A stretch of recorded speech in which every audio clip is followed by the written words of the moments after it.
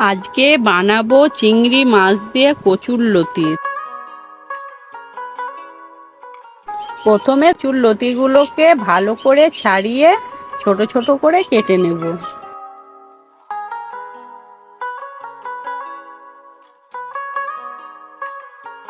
এবারে কচুরলতিটা সুন্দর করে কেটে নিয়েছি। এবারে গরম জলে ভাপিয়ে নেব।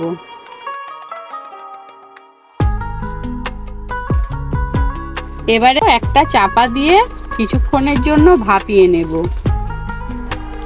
এবারে লতিটা হয়ে গেছে ভাপানো। এবারে নামিয়ে জলটা ঝরিয়ে নেব।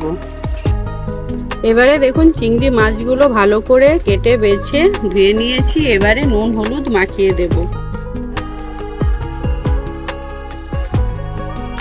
এবারে কড়াইটা গরম হয়ে গেছে, দিয়ে দেব সর্ষের তেল। এবারে মাছগুলো ভেজে নেব। এবারে মাছগুলো ভাজা হয়ে গেছে, তুলে নেব।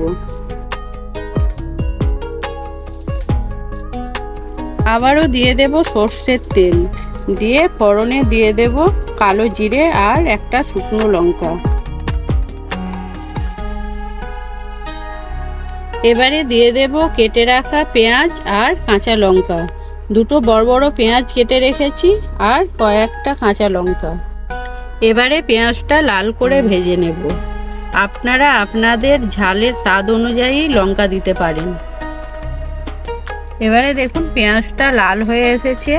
এবারে কেটে রাখা একটা টমেটো দিয়ে দেব, দিয়ে কিছুক্ষণ ভেজে নেব। এবারে দেখো বেটে রেখেছিলাম আদা আর রসুন বাটাটা দিয়ে দেব, দিয়ে মশলাটা আরো কিছুক্ষণ কষে নেব। এবারে দিয়ে দেব অল্প জিরে গুঁড়ো, পরিমাণ মতো নুন, দিয়ে মশলাটা আবারও কষে নেব। এবারে দিয়ে দেব পরিমাণ মতো হলুদ গুঁড়ো আর অল্প লঙ্কা গুঁড়ো, দিয়ে মশলাটা কিছুক্ষণ আবারও কষিয়ে নেব। এবারে মশলাটা কষিয়ে নিয়েছি, দিয়ে দেব ভাপিয়ে রাখা লতিগুলো। এবারে লতিগুলো দিয়ে আরও কিছুক্ষণ থালা চাপা দিয়ে গ্যাস কমিয়ে আস্তে আস্তে কষিয়ে নিতে হবে। এবারে দিয়ে দেব ভেজে রাখা চিংড়ি মাছগুলো আর অল্প সামান্য জল দিয়ে চাপা দিয়ে কষিয়ে নেব, আর এর থেকে বেশি জল দেব না।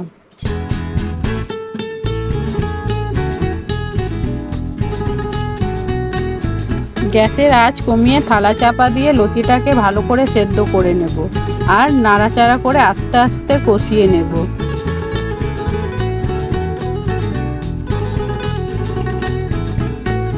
এবারে দিয়ে দেব অল্প সামান্য একটু চিনি, দিয়ে আরও কিছুক্ষণ কষিয়ে নেব।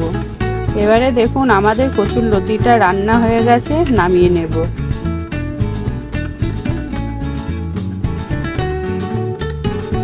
এবারে দেখুন আমাদের কচুরলতি রেডি হয়ে গেছে। আপনাদের যদি আমার রান্নাটা ভালো লাগে একবার এইভাবে বানিয়ে দেখবেন, ভালো লাগবে। আমার রান্নাটা যদি ভালো লাগে একটা লাইক, কমেন্ট, শেয়ার করবেন।